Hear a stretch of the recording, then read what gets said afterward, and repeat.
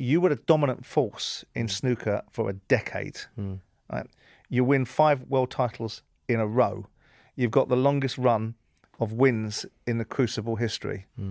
You are the number one in the sport for 8 consecutive seasons. This is a remarkable mentality that you must have had. 2 questions. This time where you stood astride snooker, what was that like? And what does this mentality that you must have to be so dominant for so long? I think one of the there's probably a few factors. I think one of the factors is that I was greedy. I enjoyed winning. When I started winning, I wanted to win more. One of the reasons because I didn't get too emotionally involved in a defeat or a win. Right. Even less for a win. You never ever seen me cry or go like crazy or look like, because for me that was job done. And the next day, when's the next one? Expected of you. Where's the next one? Because Roger Federer was like that. He was like that. He was basically, not to use the Rudyard Kipling expression too easily, but you treat both imposters the same way. You win, you get on with it. You lose, you get on with it, and you go to the next one and make sure you win the next time round. I mean, the sort of the intensity of the emotion of losing is far more intense than the one of winning. I remember loads of shots that have cost me titles more than ones that I've won. Right. Because that stayed with me more, and that was more intense an emotion. When I won, it was just like, okay, that's my job to come here and win this. I'm not going to start crying and I give a fist, but I can't even give a fist because I thought that's what you're supposed to do. Yeah. Yeah. It wasn't really thing. I just thought, well, maybe I should show some emotion. Because in the end, people were thinking, you show no emotion. And I think that's one of my attributes, because I didn't get really that involved in victories. Yeah. Because I think if you do, then it takes you a while to get back to the next one. You think I've seen so many players that win one tournament and they disappear for 6 months because they've won it, and that's like, oh my God, I've won a tournament. And then I've climbed my Everest. Yeah. Yeah, but to me it was always, where's the next one really? And then I had this. I just took for granted winning basically. Yeah. I had this. I knew I was the best. Yeah. Which obviously helps. I just knew I was the best, and I knew if I played my best, no one could live with me, and no matter who they were. I mean, even all through the 90s, I just, this is the famous story I put in my book. I mean, before I went down to one World Championship, I asked my ex-wife to bring a jacket down for me for the final party before it even started. Yeah, and I was it was matter of fact, just like, can you bring that down with you? And it was just like, people say like, how could you? And it wasn't like being. But you didn't make that public knowledge, did you? Oh no, not at the time. No. The one slip I had was, because I've never ever even said, oh, I'm going to win the World Championship. Or the one slip I had, I lost in the Irish Masters, which was always a traditional tournament before the World Championship, 2 weeks before. Yeah. And I lost this bad match, and the reporters were asking me in the press conference, oh, you play by that, and I just went, yeah, but I'll win the World Championship. And when I picked up, they went, what? Because they never heard me say something like I did, but I didn't. It just, and that's the only time I've really said anything that, because I hate people that say they're going to do it, because you can only fall down from it. There's no point in saying you're going to, because there's only down. There's only one negative. This 1990 win to win the first World Championship. You'd won tournaments before, but was it like a coming out party for you? Was it like, yeah, here it is now. Here I am. This is it. Look around. I'm here now. Yeah, I'd won my first major tournament. Did it change things for you, I suppose I'm saying? The Rothmans Grand Prix was my first major win when I was 18. I think I was 87. Right, and that was the first time I'd beaten Steve Davis in a major tournament.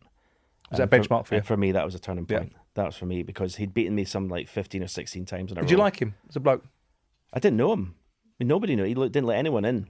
So I didn't. I'd sort of, if we travelled maybe to Hong Kong, we'd be on a plane and you'd maybe say hello, but he wouldn't say, he didn't socialise with anybody. And that was another thing that sort of Ian and I copied. I was kept away from that side of it. Because I think that's right. If you're, especially in individual sport, if you're competing against someone, you don't want to be their best mate. I think that's right. It's not. I mean, now you look at this, I look at snooker now. Ronnie doesn't really socialise with any other players. Judd doesn't really. These are the best players at the moment. Neil Robertson doesn't really. A little bit. They socialise more than they used to. They talk backstage before they even walk on, and I'm like, "What are you doing? Can't." I'm like, I'm some. I hear Roy Keane talking sometimes when he's seen people being friendly in the tunnel before they go out, and he's fuming, and I'm the same. Oh, I agree. The camera goes on I two agree. players before they go out, and like Selby's the worst. He's like goes up to his opponent and he's chatting and joking. I'd just like I'd turn and walk away. So I think that's but Steve was like that. I mean, I'd walk down a corridor and you wouldn't even get a look, never mind a hello. So I didn't know him at all. No, I obviously know him a lot. We get on great now, but yeah, then no, he was. No, but I think that's the right attitude. But Again, because when you played him, you were like intimidated. well, you're in a battle, Because you know right? nothing about him. So. But you're in a battle. You know, for me, as when I was an owner of a football club, I didn't want to shake hands with the other side. I didn't want to go in the boardroom and drink their fucking Chardonnay and spend time talking to them about whatever else. I wanted to go in there, beat their team, win 3 points, and piss off back down the motorway. And it was competitive for me. And I think it must have been, obviously for you guys as sportsmen, it really does boil my proverbial when I'm watching players on the football field swapping shirts and swapping pleasantries. And I think Keane is absolutely right. The reason I ask you about did you get on with Davis, because one of the things that I picked up on when I was looking at you and trying to get some information about you was the way that you might have been received coming into the sport and how these people behave with you, you know, because they're big characters. Higgins, in for particular case in point, where he's playing you in a match, he's being very difficult and tricky with you and kind of bullying you. Yeah, he's talking into the media after the game in a very different fashion. So I kind of, when you first arrive on the scene and probably putting a few people's noses out of joint, winning a world championship at 21 years of age, what was the overriding reception like? What were the top players like towards you? I think Steve was fine because he still believed, even when I won the world title the first time, he was still number one. Well, sorry, it wasn't because I'd got to number one in the semi-final by beating John Parrott. That was one of the reasons I was so comfortable in the final, because I was world number one as well. But Steve wouldn't have felt anything. But I think a few of them would have, especially with sort of 18 and 19. I mean, there's a few of them grumbled when I turned pro. I was too young. They said that I should never turn pro then, and none of their business, is it? Well, it's not. But they said, he's going to take too many beatings and he's going to be disheartened and is like right. Okay. But Higgins was, when I turned pro, Higgins was unbelievable to me. I mean, every tournament he was like, come and practice. Was he? Whether he could see something in me that he liked. I used to practice him almost every tournament. He said, come on, Stephen, let's have a session. Because you'd been a very different personality though, wouldn't you? Me? To him? Oh my God! I wouldn't say boo to anybody.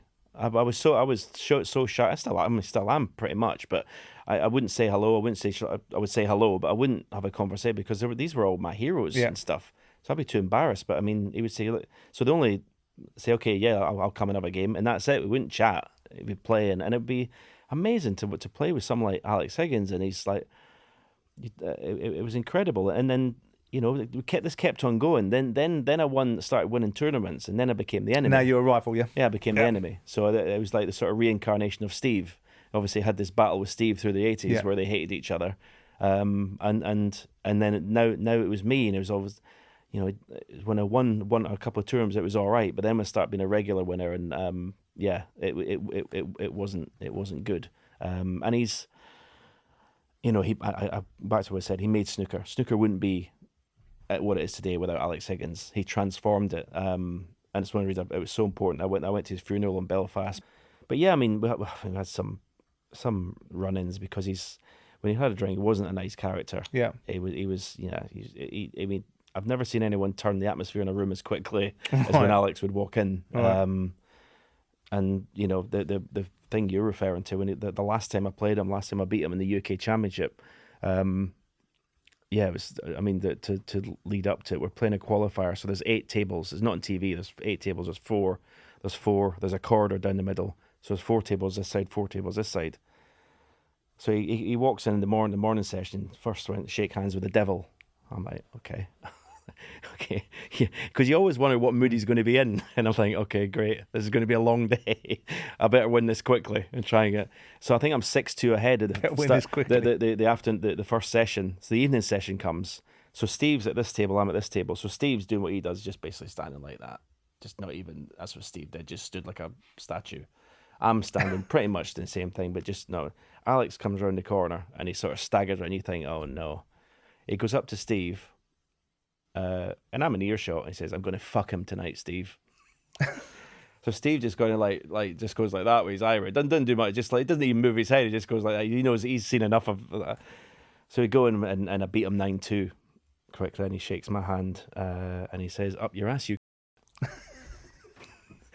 So he's a poet as well then. Yeah, and I'm thinking, oh God, like so I go and tell my manager Ian and everything. What was your reaction to that? Did you just go, I was just whatever? No, but I was a bit like, you're a wee bit scared. You're a wee bit thinking, this is a bit, it's not nice. Why, you're like, you just shake hand, you sort of like, and then you want to get out there. And I said, so I went and told Ian and John, the guys who drive in, and Ian being Ian, wanted to like, this is a disgrace. It's a disgrace. I'm going to tell. So he went and told the press. So that's when Alex did his press conference. He said, oh, there's been reports that you were abusive to Stephen. And he said, no, all I said was, well done, you're a bit lucky. And that's pretty much Alex.